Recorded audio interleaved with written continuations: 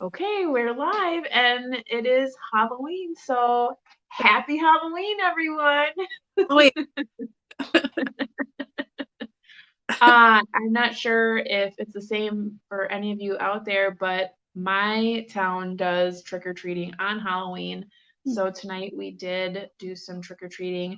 It actually snowed here, so we get about 4 to 5 inches of snow. And it turned pretty slushy toward the end of the night. So we didn't actually take our kids out, but we handed out candy. And there was quite a few trick-or-treaters, which was nice. Yeah. And my daughter got really into it. We had my children dress up like Princess and the Frog, so hence the froggy ears or eyes. And she had these like little gloves on, but they're like too big because she's still like a baby. Yeah. And so her hands were like just kind of in there, but she was like still like grabbing stuff and Yeah. she was trying to like give people candy. It was the cutest little thing. So we had a lot of fun. Do you hand out candy at all for trick or treat? No, I do sometimes. And usually it's over the weekend. Ours was on Saturday, this past Saturday. Okay. Um, but it was so crappy, and I was just getting over a cold last week, and I thought I don't want to be sitting outside like in the dark by myself, like with my light on, of course, but still like after like Yeah. getting over a cold and like no, I'm not going to. So no, I did. Yeah. Maybe every like third or fourth year I do it, but Yeah. yeah. So that was the Well, and your house is kind of set up in a way where you can't just like be chilling in your living room and then open the door. I mean, right. you really have to go out to do that. So I get how that can be kind of cumbersome. Ours is easy. I mean, we just were right there, so able to do it. But yeah, I could see that. Yeah, I pretty much have to sit outside. For one year, the first year I was here, actually, I just sat on my porch on the inside, just inside the door in the porch. And like kids were like confused when I would move, like they thought I was fake or something. I don't know. So I scared a lot of kids. Finally, it's like, okay, Yeah. I can't stay a little bit warm and sit inside. I had to sit outside. I'm like, oh, forget it. So Well, yeah. And some years it's nice. Some years it's super nice and warm, and yeah, then like this year it was snowing. So yeah, we had a let's see who's here with us tonight. We have Andy's here, and yep, oh, lots of snow. yeah. Yep. Cool Gamer, hello. Thank you for joining us. Looks like Kim, no snow there, but cold. Yeah. I was thinking, it would have been perfect if it would have been last week because last week we had a couple of really nice days, Yeah, kind of intermingled in there. And I'm like, oh man, why couldn't it have been today? yeah. But you get what you get. Hmm. If you notice me going back and forth with my eye contact, it's because my webcam on my computer I think is completely kaput now. So I'm using my phone, but checking in on comments here on the laptop. So yeah, let's talk about our book for this month. But before we jump into that, let's talk about what we'll be reading in November, which will be the last book of the year. Hmm. So our discussion will be next week, or discussion, sorry, reading sprints will be next week. That is the 7th. We'll have new products at 8, and then at 8:30 we'll do reading sprints. And our book is The Diary of a Bookseller by Sean Bytel. So this was like the clear winner by a landslide. So it'll be this. This should be easy to pick up and put down and read throughout the month if you want to, and should fit in with, I think, at least 2 of the prompts for nonfiction November if you guys are doing that. I don't remember what the prompts are this year, but anyways, yeah. So it's Diary of a Bookseller by Sean Bytel. And then we'll have off for December, and we'll see you again in January for that stuff. But yeah, see you next Yep. week. I actually went to the library for the first time, and the funny thing is they are moving again to Yeah, another temporary location. But regardless, I did pick up the Bytel book, so I do have it physically to read. good. And I also picked up the second one just in case I was feeling, motivated. But what I wanted to mention regarding November, so in the 3 books that we had for our poll, there was a book in there called, gosh, what was it called now? Because I don't have Oh, because my phone is there. I sorry, can't look at it. What's that? Sorry, I'm late. I didn't want to come. Yes. So I am thinking about reading that on my own. So if anybody is interested in reading that, let me know in the Voxer group, and I will set up a separate little Voxer discussion to read that as well in the month of November. And then at the end of our live discussion at the end of November, for anyone who read it, we'll do an extension of the discussion that night. So we'll discuss the Bytel book in the beginning. So at 8 p.m. we'll start with the Bytel book and we'll discuss it for as long as we need to discuss it. And then after that, we'll take like 20 minutes to just briefly discuss that book. If anyone's interested. If no one wants to read it with me, that's fine. Then we won't do the extension. But if anybody is interested in reading it and want to read it as a group, then we'll just include it on the live discussion. Just, for S and Gs, because I was really interested in reading that. So if anyone else is interested, feel free to join me. So yeah. Anywho, let's talk about tonight's book. And I was really, I don't know why, but I think I'm not listening when you're reading the back of the books. Because when I was reading this book, I was like, this is not at all what I thought this was going to be.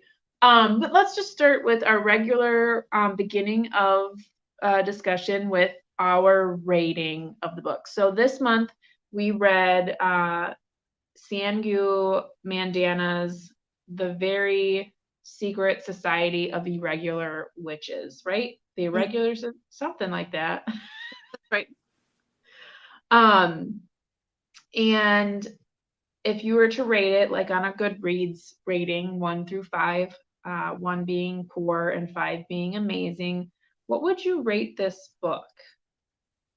I think I'd give it like 3.5 probably. I thought it was really fun and kind of light and nice vibes for October. I enjoyed the story. I didn't see some of the twists at the end. Once they happened, I was like, oh, that makes sense. But yeah, I enjoyed this. It was just an easy kind of read. I don't know. Nothing terrible happens. Nothing wonderful happens. It's not super outstanding writing, but it's just good writing. And I don't know. I just enjoyed it. So yeah, probably 3.5. What do you think? I would agree. I wasn't really like blown away by it being like a spectacular read, but I mean, I enjoyed it. It was pleasant. And it was something that I feel like I would be interested in reading more of. Like I'd be interested to see where the story goes, just because I feel like there's so many possibilities of more story. So I'd probably give it like a 3. I think like a solid 3, I feel would be what I would rate this book. I did see a lot of the twists and turns coming. Like as soon as they happened, I was like, gosh, that took forever. I feel like it took forever for that to be revealed, kind of thing. And obviously, if you're watching this, I hope you understand there will be spoilers. So there's a spoiler coming up in about 2 seconds here. But the whole Lillian thing, when you find out that she's dead at the end, I figured that had to have been it, because it didn't make sense for this whole situation to be occurring and it be so detrimental to so many lives that she would just be like digging in South America, like why she would have why they couldn't get her to just come back for this. It just didn't make any sense to me. So I was like, she's got to be dead. Like there's got to be something there. There's something more. There's not that they're not saying, because it just didn't make sense to me. Like why, if it was such a big deal, why she wasn't coming back. If it was so important to her to like have these children and have them being so taken care of and having all of the magic, like keeping them safe, it didn't make sense that this person was just gonna be able to come and like ruin it all, and all it would take would be for her to come back. So I knew that had to have been the case. Mm. Did I know that she was buried in the backyard? No. But I knew it just couldn't be that. It couldn't be that she just didn't want to come back. Right. Yeah. So some of the twists weren't really twists for me, but that didn't take away from the book at all, I don't think. Because I feel like the book was less about magic and more about just fitting in and being accepted and having family and having people that accept you. And I think that you kind of get hit over the head with that a lot. Yeah. Yeah, it's not yeah.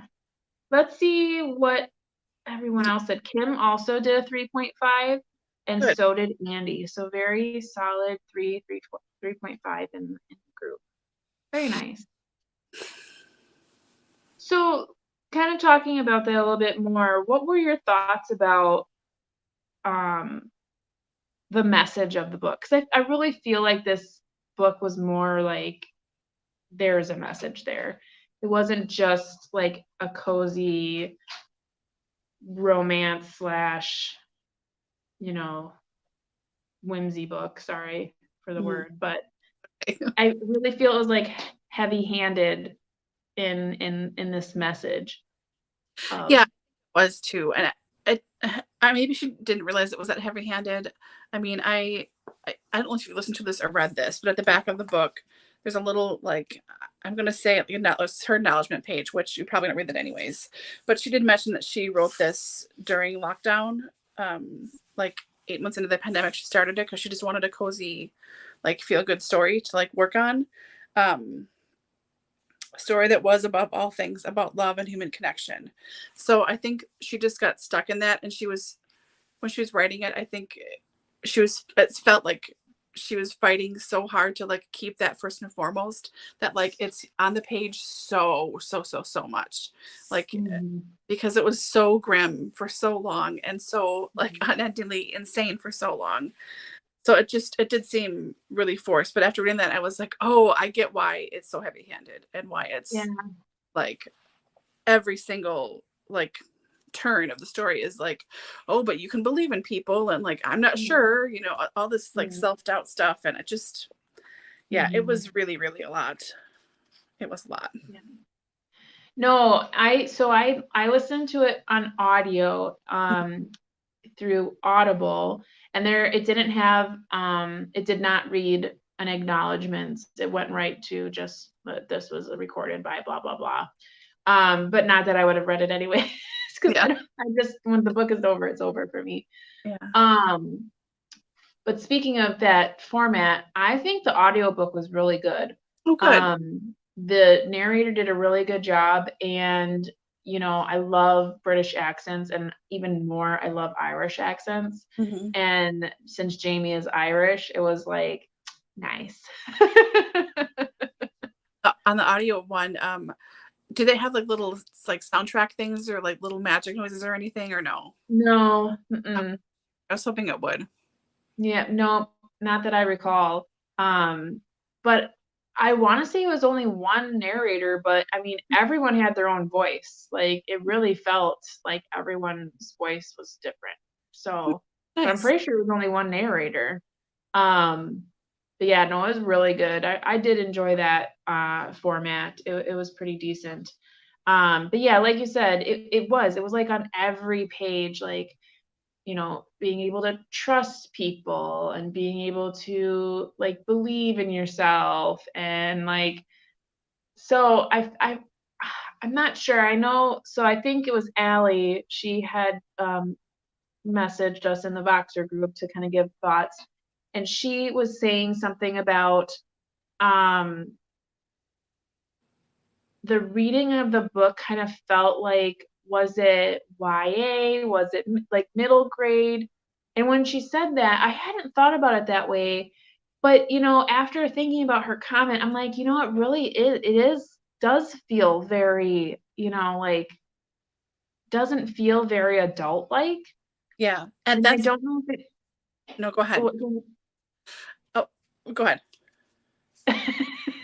It just, because I feel like, I don't know if it's because there are kids in the book, which, I mean, we've read plenty of books that have children in them, but it felt like after she said that, I was like, oh my gosh, it did kind of almost feel like it was like a dumbed down version. Like, I don't feel like I needed to really pay attention to the book very much.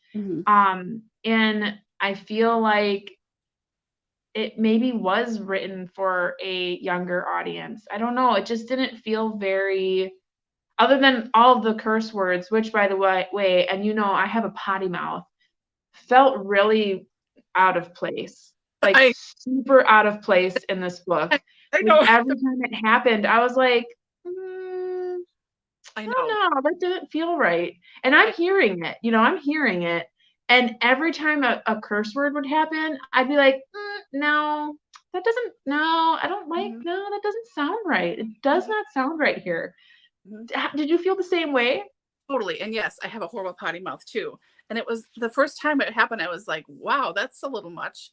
And then I think there's only one time it happened when someone said, I'm going to swear here for a second, like shit or something, like a mild curse word or something. I was like, okay, well, that makes sense. Like in the text of whatever. When the little girl did it, when the little girl said that, it was like, well, that makes sense, because if you hear it, then you want to repeat it. And they say something about it, like, oh, you shouldn't say that.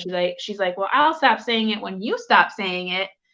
So that made sense. But like everything else, like the F word was in there, and you know me, like that's one of my favorite words. But like, it was so out of place. Like, it did not sound right. It didn't sound, it was weird. I didn't like it. And which sounds funny, because I mean, they're words, people use them, and I've read them before, but in this book it just didn't feel right. It was, I don't know, it didn't feel right.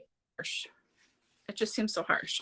And to the point about, I haven't listened to anyone's messages yet. I just finished the book this afternoon when I got home from work. But this was her first adult book. Everything else she's written has been for kids or YA. So that totally makes sense then, doesn't it? Like, yes. She mentioned specifically to the Berklets and all the other authors who welcomed me so enthusiastically to the world of writing for adults. So like, this is her first foray into that. And that totally makes sense. There's nothing being like, you know, kind of YA-ish or feeling immature or fairly easy, breezy, like too breezy almost. That's fine. But it's like, oh, I read that too. And I was like, oh yeah, this makes so much more sense now. Like, because it was kind of YA-ish. And I agree on the swearing point. I wanted to bring that up too, because neither one of us have a problem swearing with the words that were said. Like, we say them all, like, fine. But this just, it felt so weird. Like, she was trying so hard to make it seem more adult. And then every time, like, a couple of them popped up, especially the F word, like you mentioned, it was really like, whoa, I don't know what you're trying to get across here. Like, we get that everyone's adults. You don't have to, like, do this. It was weird. It felt really intentionally off. Yeah. Well, and I think too, and I don't know if you feel the same way, but I feel like, especially in these books, because I mean, I've read books where you have a character who just has a potty mouth. I think of like Dennis Lehane. A lot of his books, like a lot of his characters, like they're just swearing like almost in every piece of dialogue. But that's the thing. You can't have like, here's a curse word and here's a curse word and here's a curse word. It has to be part of their vocabulary regularly, or make sense to what they're actually saying. But like you said, you can't just stick it in there because, oh, these are adults, so adults swear. Because as we know, not all adults swear. Like, there's a lot of adults that don't and feel very, you know, against that. So there's no need for it unless it makes sense for the characters. And in this case, it really just didn't. So, I feel like I'm kind of on a soapbox, but yeah. Andy had no idea you guys have potty mouths. Oh, we don't. I don't, you know. Oh yeah, sorry, one here. We don't. The story level didn't match the swearing. Yeah. Yeah. Yeah. So kind of change the topic, but along the same kind of lines of like what we've been talking about with, the heavy-handedness and message.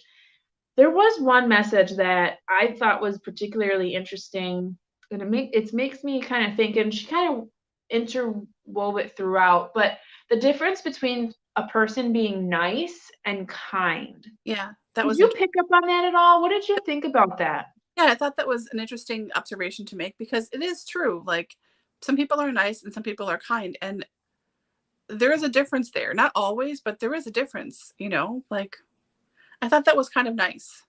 I mean, I'm using nice now, but you know what I mean. I appreciated that. What do you think? It really made me think about myself, like, am I a nice person or am I a kind person? Am I both?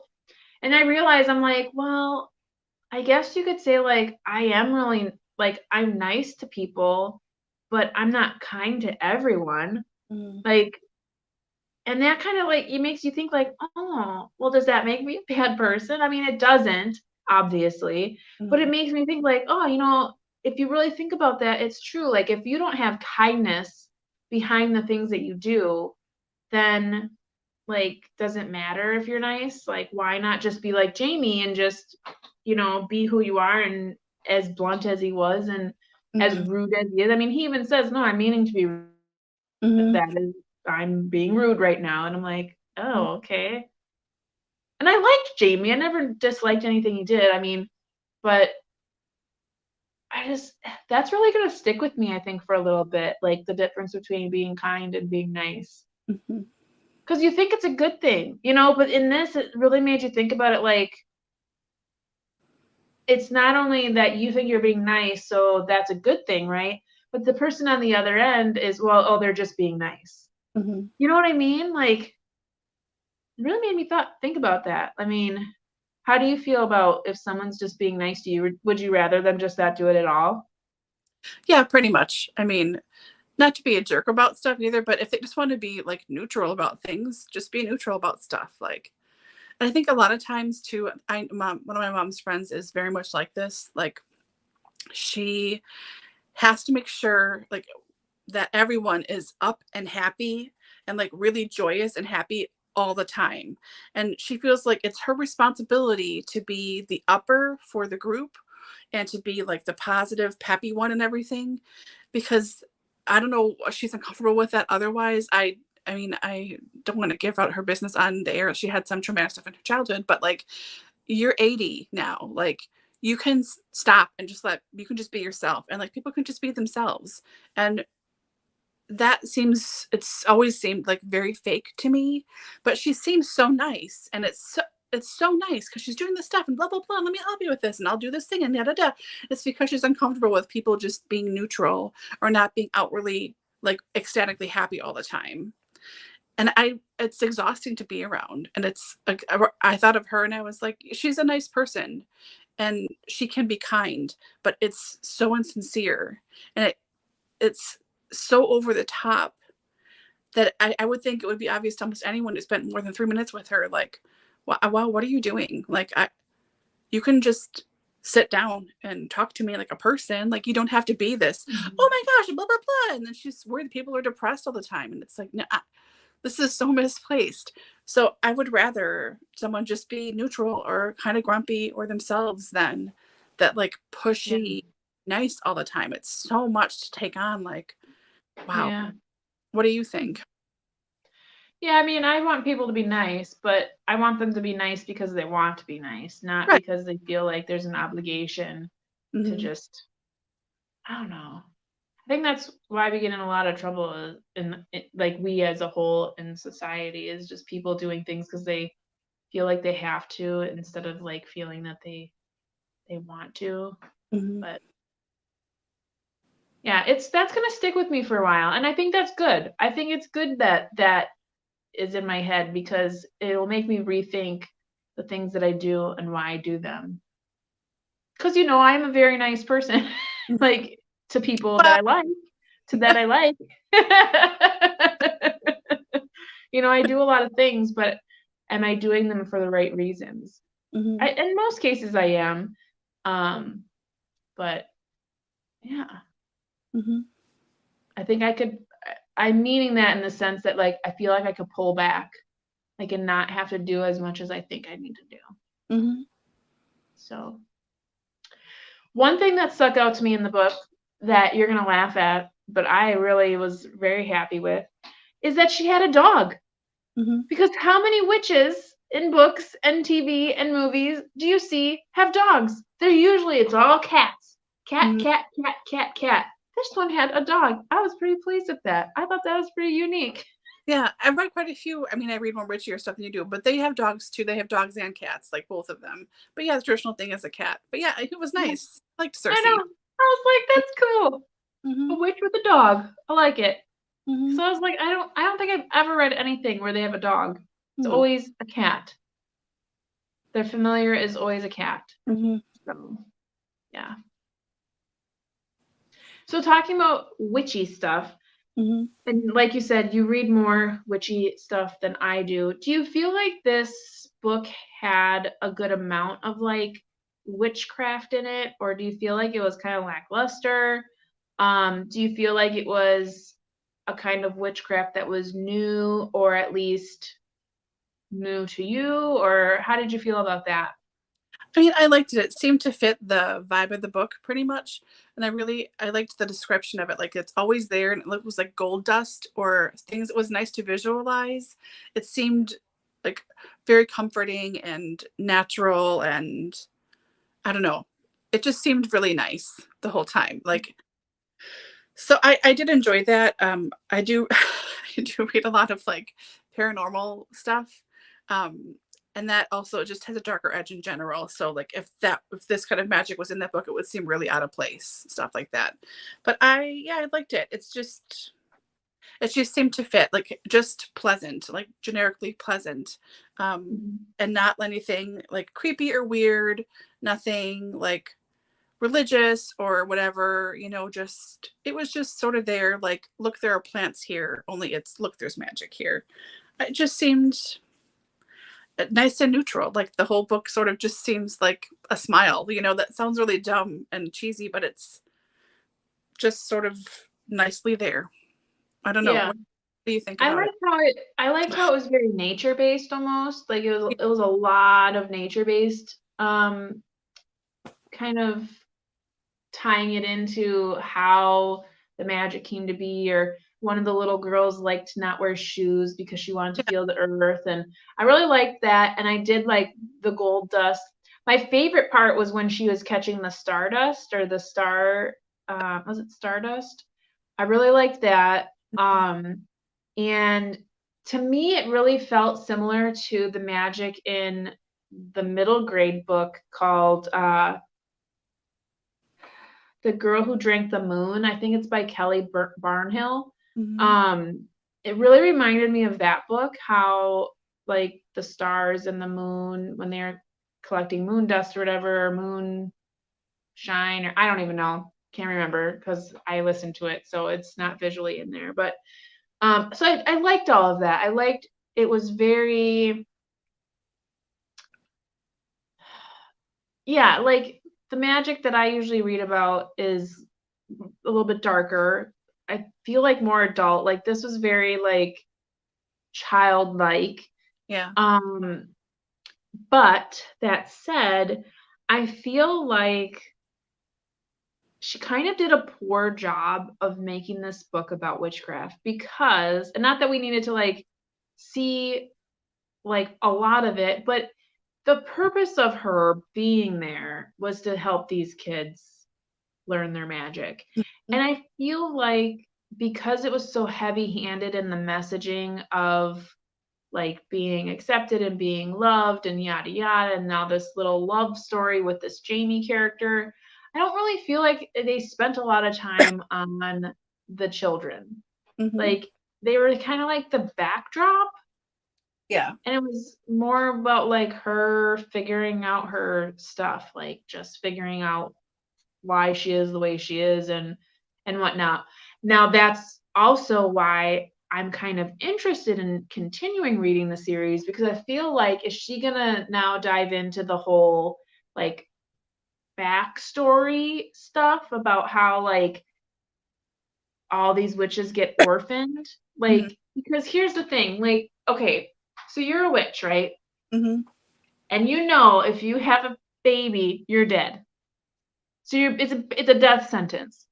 But at the same time, how do you continue making witches, Mm-hmm. essentially? Because the chances of you having a witch as a child is greater if you are a witch.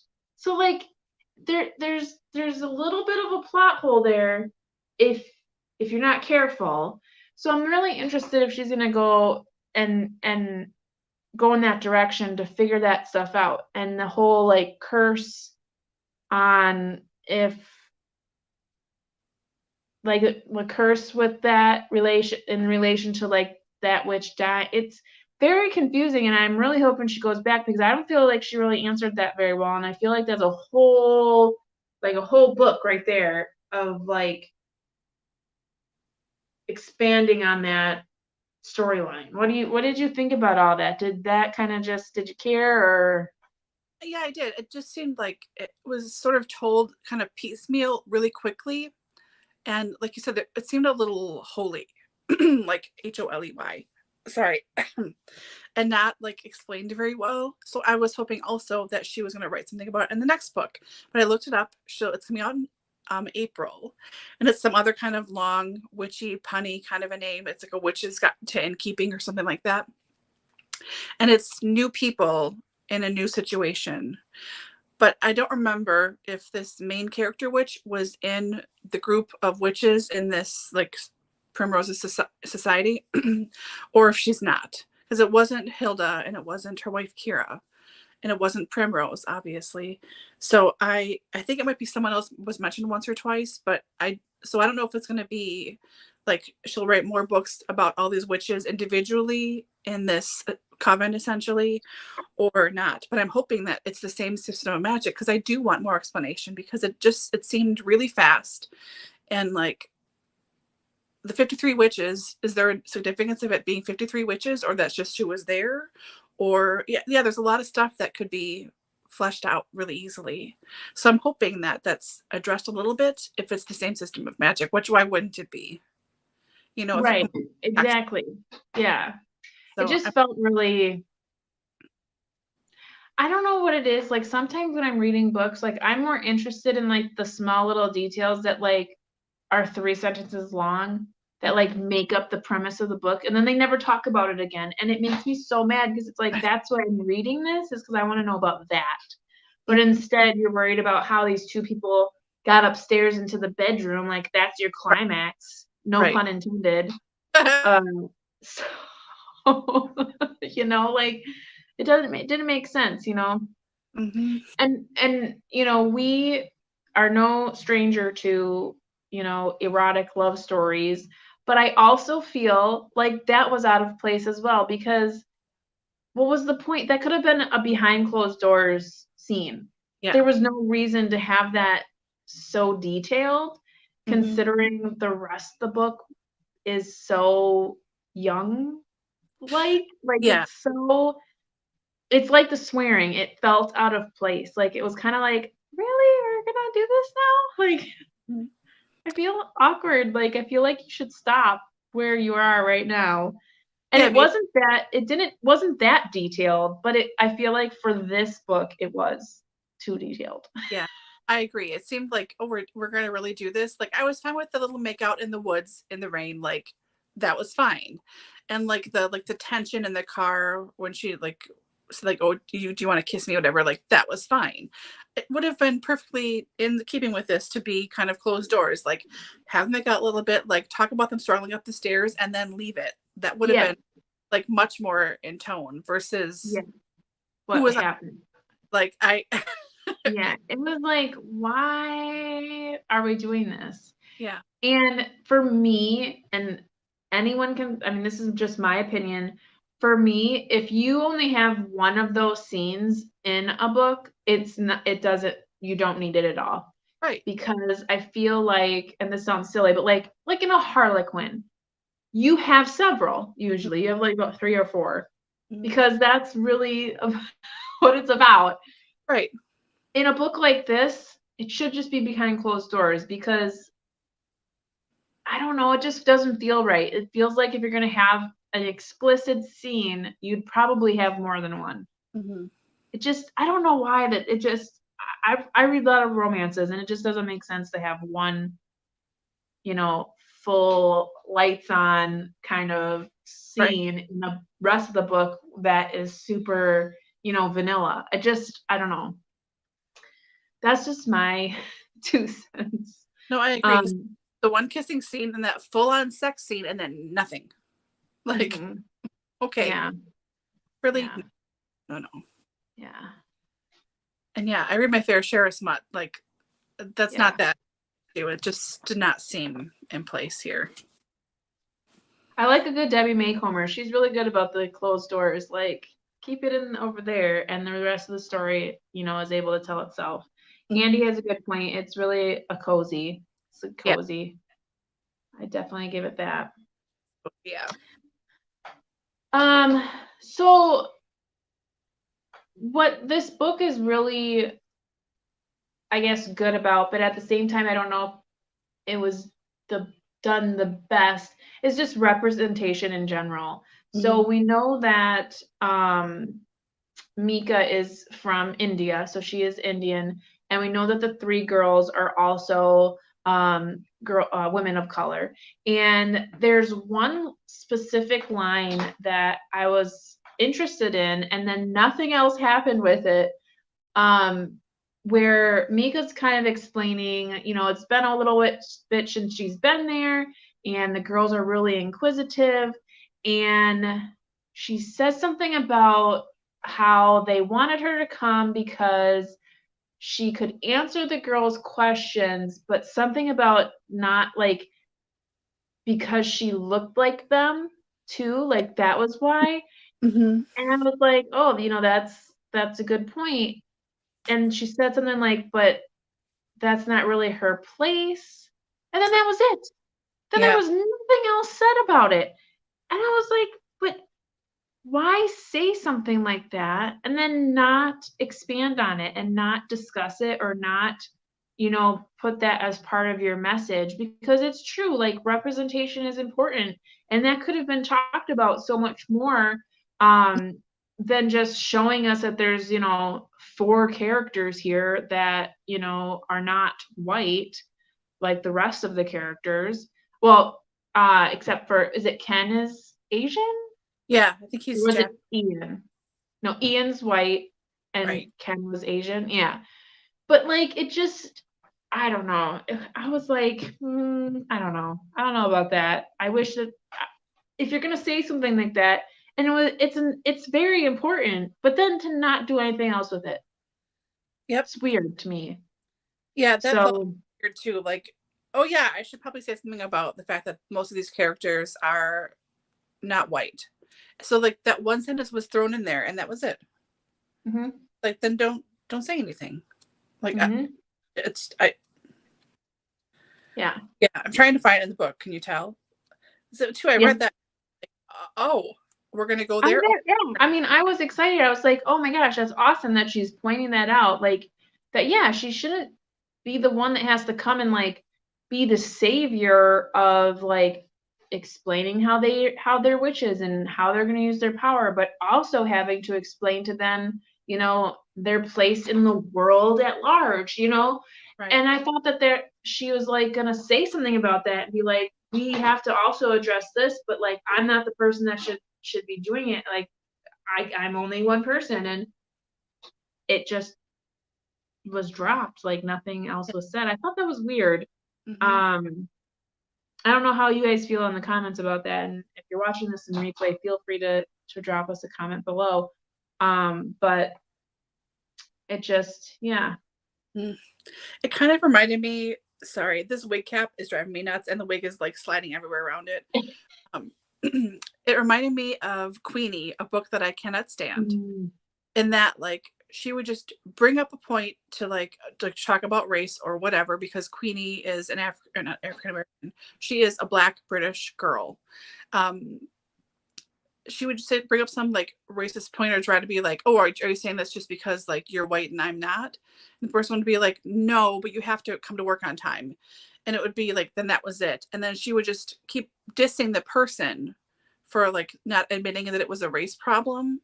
But really, the problem is you are not on time to work. Like, it was weird. She kept trying to like do all this stuff. And I watched a lot of people, because the book was popular for a long time on BookTube. Like, people talk about how great this is and representation. And it's like she just says a sentence or two about something and then moves on and never addresses it. It's never discussed or talked about or thought about again. It's just like bloop, bloop, bloop. Like, what's the point of that? It seemed very much like that. Just like one little droplet of like, let's just mention this idea and then on. Like, who cares really? Then not talk about it. Like, no, talk about it. Talk about it. So that I was, feel like, and I think Allie brought this up and Andy too in the Voxer group, but like it almost felt like it was a book full of a checklist. yeah, Kind of like, oh, woman of color. Oh, gay couple.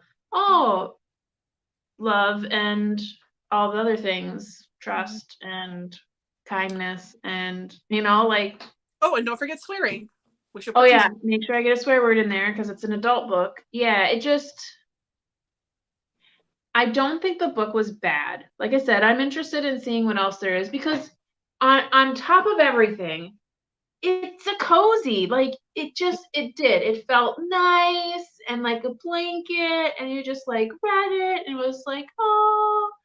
But when you really get down to the nitty-gritty of it and discuss it, as we are in a book club, there's a lot of holes, I guess, and empty space and so many, I don't know, so many things that could have been done more. I don't know what the word I'm looking for is, like purposefully. Like you could have thought about that a little bit more and made that more of a point rather than just continuously hitting this other point over here over and over again. Because I felt like the whole thing with Mika's like background and how she had all these nannies and like no one loved her, like it was like constant. It's like, we get it. Like, I don't know how many times you have to tell us this. It's like right. the first 4 times was enough, you know? If you remember So something new, well, that's fine. Like when she got into the house in New York that night when she like runs away at the end, like so she was confronted with a couple of memories that came back. Like that felt natural. Like, sure, yeah, bring that up. And it makes sense that she would remember specific things, what she's in the house where everything happened. That seemed totally fine. But you're right, this constant like of the same generic, like, oh, no one loved me, everyone forgot me, which, yeah, that's crappy. But you're right, the first 4 times were enough. We didn't need to hear it 8 times. That okay, because it was something a little different, but everything else was like, no, you don't, stop beating that dead horse. And then and in the back too, there are questions, reading guide questions, which this is the first edition, I'm pretty sure. So whatever, I don't know. It's like, I just don't, they're just like stupid questions. Like number 3, Mika and Jamie have very different personalities, but find themselves drawn to each other. Why do you think that is? What parts of their personalities would complicate or whoa. So anywho, well, I can kind of see where that question is going. They are drawn to each other mostly because of their background. So I think damaged people end up being attracted to one another. You totally, I don't know if you know this, but you like ran away. it went blank. Everything went black. Yeah, you were gone. Yeah. The grumpy But yeah, sunshine. the question I found similar questions, and I didn't want to use any of them because yeah, they're all very like, I don't know.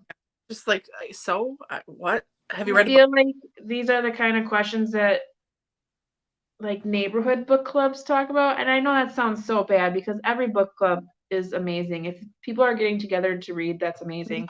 But like it's more like I'm sitting around with a glass of wine and I just want to talk about how cute they were and how they were walking up the stairs and they were kissing each Yeah. other's neck. And don't you just wish that would happen to you? Like that's kind of how I feel like some of these questions are Right. pointed more towards, Mm-hmm. rather than like really diving into the material and the quality of work.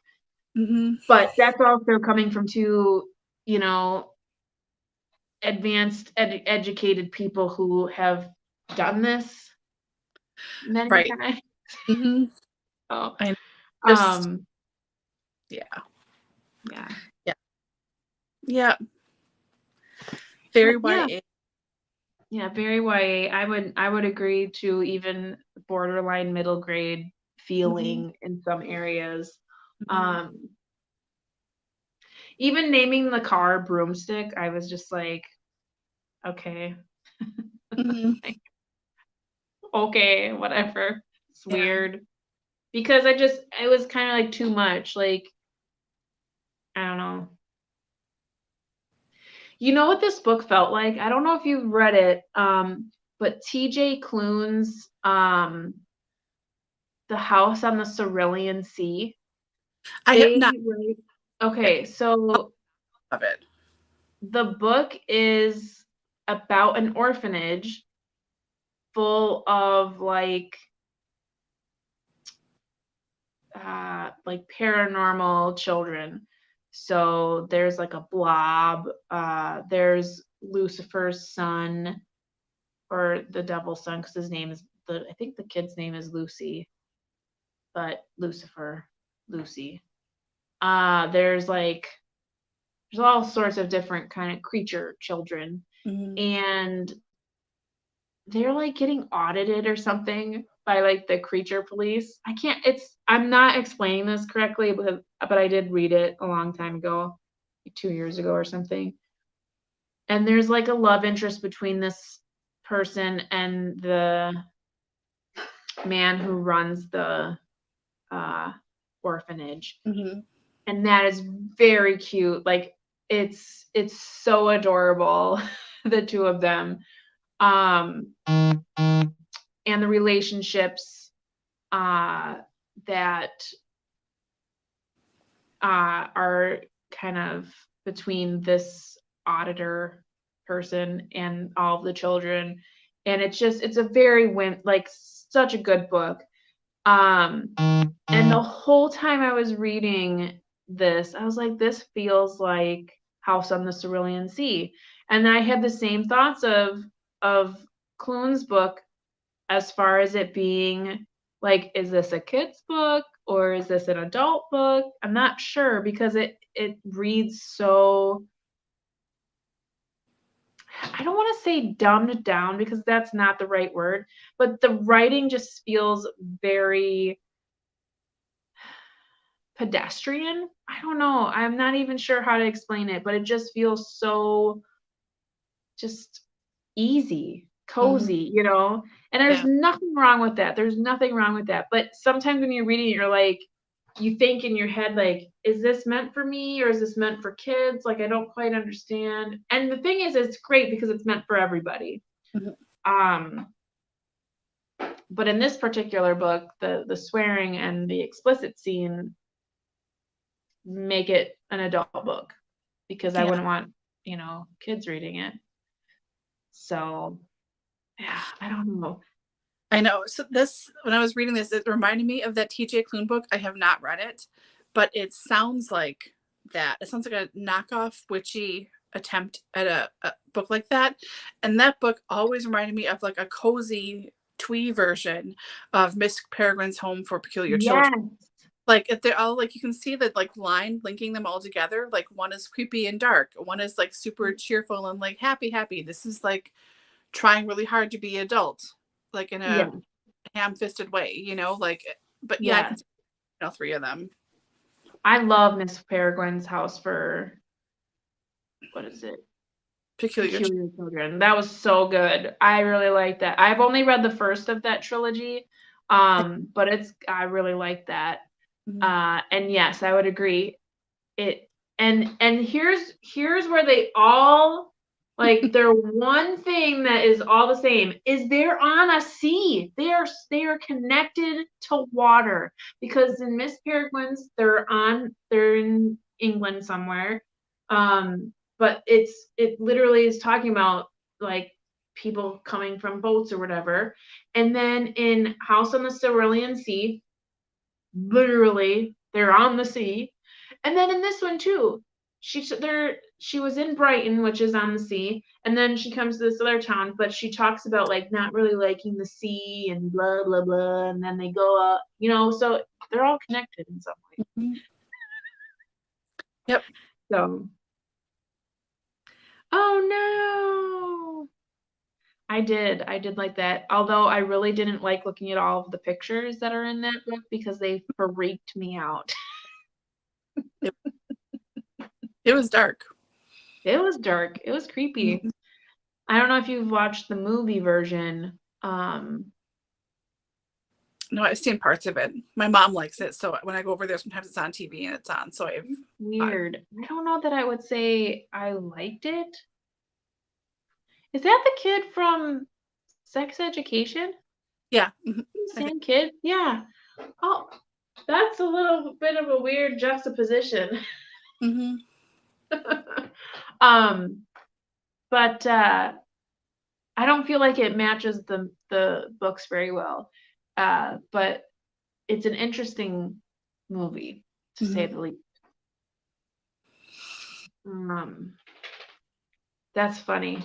You're funny, Andy. See, I feel the opposite, but yeah. So I think, and please let us know in the comments if you had any other talking points or questions, thoughts on our book this evening.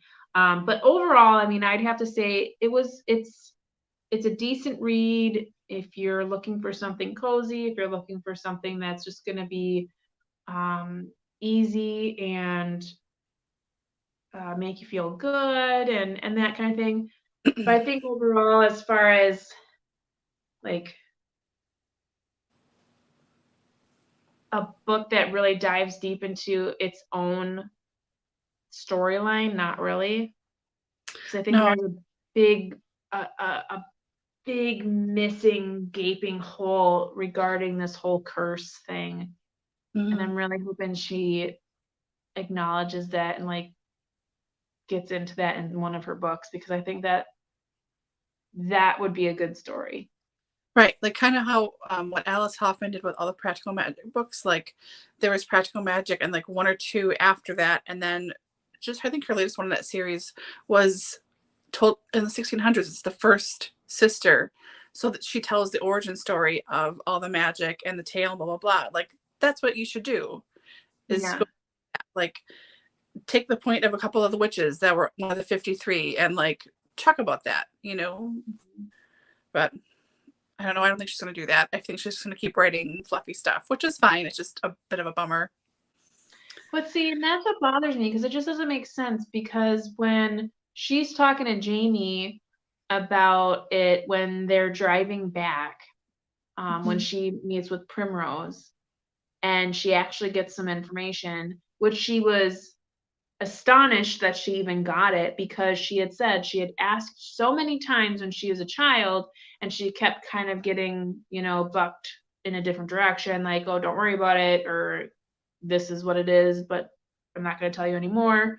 And then when she's at this meeting with Primrose, she just kind of like gives it without really being asked for it. And she makes note of that, like Mika says, like, oh, it's so weird that she told me all of this stuff. And then that's it. Like, that's where it stays. And it's like, well, so why are you even mentioning it then? Like, it sounds important that she's telling you this. Right. It sounds important that she's giving you this specific information, and then nothing is done with it. So I thought that was weird. Yeah. But, yeah. Before cozy, it's not terrible. And I really I know we haven't really talked about them at all, but I don't think they're a really big part of the book, to be honest. But I did really like the three girls. I thought they were really, tenacious and so on point for what kids are at that age. Especially with having power and whatnot. I definitely felt like they were authentically written. Mm-hmm. And I did like the other people in the house too, like Ken and Ian and Lucy. They're all really fun. I think Ian, super vibrant character, and his backstory made a lot of sense too, with being on stage. And, every time I did feel like it was annoying every time she mentioned his stage voice. We get it. Just he burst into the room. You don't have to say he burst into his room with the stage voice. Why do you have to reiterate the same thing over and over again? It kind of makes me feel like an author thinks their audience is stupid. That's how I feel like when authors repeat things too many times.